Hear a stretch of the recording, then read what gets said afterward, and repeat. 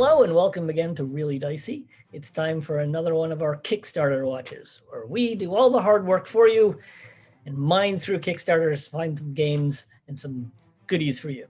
So we'll start off with a manual. What do you got?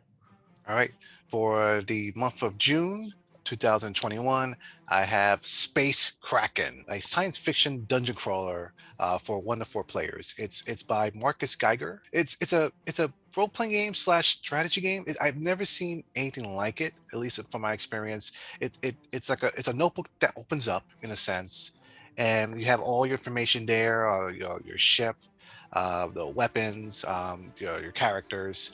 You can play solo, you can play with 3 other people. The story of it is that you created a large octopus to help clean the oceans. It hits a nuclear sub, becomes mutated, destroys the Earth, and now you're sort of following it and escaping the Earth because it's now uninhabitable. It's the adventure of exploration, survival, and possibly space Cthulhu that you're trying to avoid, or maybe you don't want to. So this game sounds very exciting. It's just the fact that the presentation of it is very different from most role-playing games I've seen. Right. Well, it sounds like your Space Kraken would be right at home in the next game. This is called Awful Cheerful Engine.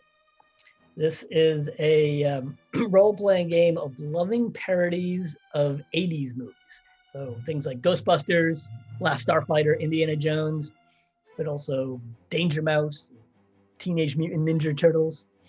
The game system describes itself as fast, funny, and irreverent. Interestingly, the game comes in 5 books in comic book format. So designed to be really portable, really fun, and allow you to play crazy games like hunting Space Kraken. What really gets me interested about that is that Sandy Peterson did the foreword for that. That's right. And I think the one of the taglines I saw as they were promoting themselves is that this is like the Ghostbusters game that you played. It's that same type of feel. So yeah, that sounds super exciting. Speaking of exciting, not by Goodman Games. This is made by Levi Combs, and the name of the game is Jungle Tomb of the Mummy Bride. It's for DCC and for 5e. The name speaks for itself. It tells you what the whole purpose of it is. I just love the books that DCC keeps coming out with, or the fans or other third parties are coming out with as well. I love good mummy Egyptian mythology dungeons, so I'm really excited to play this.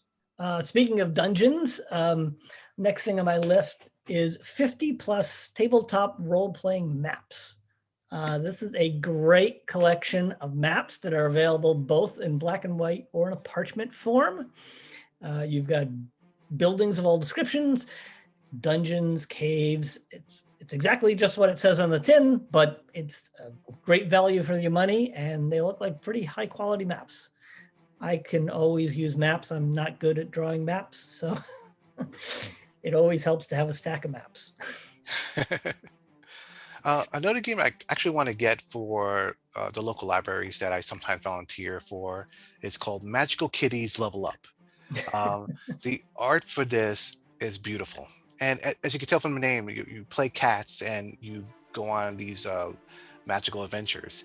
And it looks like something. It's by Atlas Games, and again, the art looks so fantastic. I've been looking for something that may appeal to younger players, and this fits the bill perfectly. So one of the things that I'm really excited about is the Deck of Worlds. We spoke briefly about this.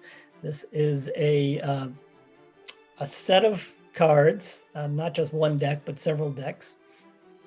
And using them in combination with each other, you can build up a setting for your game or your novel or your stage play or whatever you're doing. You combine the cards together and they give you different locations. You get the location's history, its name, some details, and some story hooks. It's really a great tool to get the juices flowing. And the Kickstarter has been phenomenally successful. and they have lots of stretch goals and lots of expansions coming out. The main deck is geared for any setting, but it leans a little bit more towards fantasy. But the expansions that are coming out are more science fiction. They have some horror expansions. Definitely worth checking out the Deck of Worlds. Another one that's really interesting is by Penny Fortail, called Necrobiotic. It's a science fiction role-playing game, and the idea is that growth has been halted. It's a very different type of end of the world scenario where there's no like mass destruction, but like there were fewer births, population started decreasing, deaths were spiraling out of control, and so and the survival of this world depends on the animated robotic zombie. Ooh. Necrobiotic uses a deck building mechanic for the game, so that's really interesting. Necrobiotic is the perfect game for you if you're looking for some sort of a grim future setting, and I like that the setting is very different than other apocalyptic type of games. That sounds really quite disturbing. um, Speaking of Er, disturbing, but in a funnier way, we have Phase Anatomy, which is a GM-less, diceless, fiasco-like RPG, which sets the players in a supernatural medical drama. So this sounds like a heck of a lot of fun. One player is the patient, and he comes in and he's exhibiting some sort of bizarre symptom, some sort of supernatural symptom. He's grown some horns or extra horns, or his arms are invisible.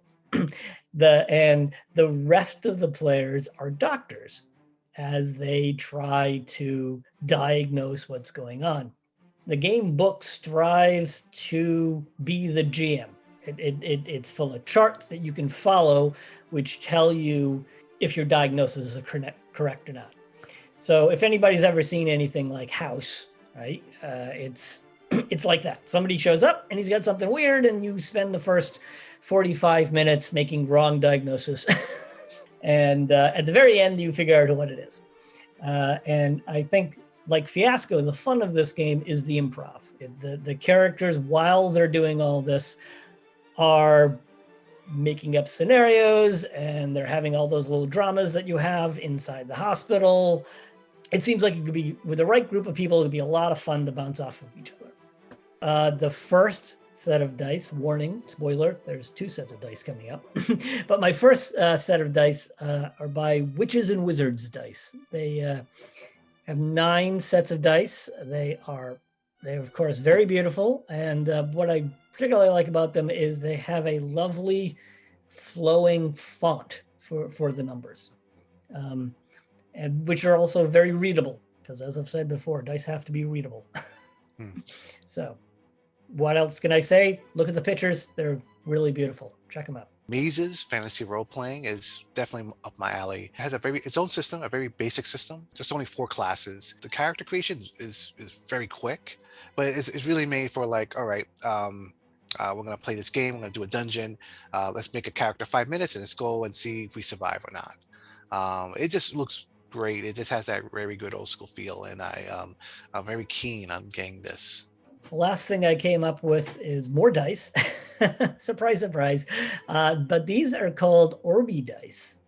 Now, you may have seen, Emmanuel, round dice. You find them occasionally at stores. You often find them at non-gaming stores, Yeah. weirdly enough. And so they're just round dice, and they're usually 6-sided. They're always 6-siders.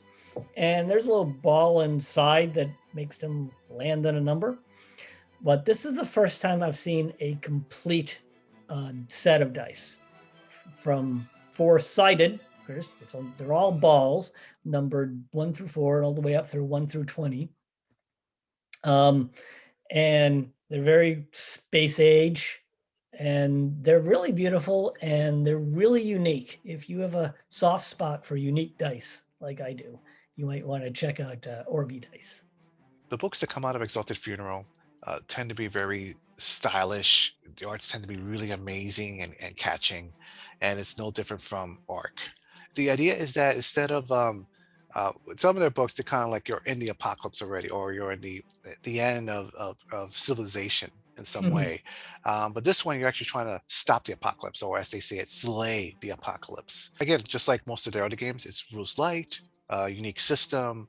I'm very excited to see this latest project. Sounds good. Now, I know when we were talking about this video, you pared down your list because you don't want to make me look bad, and I appreciate that. But there was one thing you mentioned that did pique my interest. You said something about malfunctioning magic items.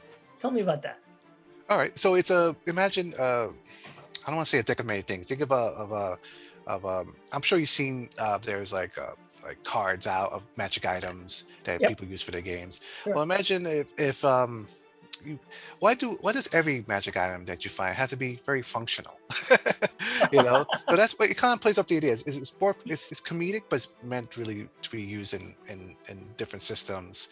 And the idea is that you get this item and it's not what you think. It may not be powerful. It might not be a curse either. It's just something very wacky and unique. So that's why it intrigued me, just because it just sounds like a really fun thing to have. Oh, I like that. I'll have to check that out. Okay, thanks a lot. Well, there you go. Lots of things for you to check out on Kickstarter. Lots of great things. Really is a golden age of RPGs. Just like and subscribe, and we'll see you next time. So, like and subscribe. Hit the damn buttons.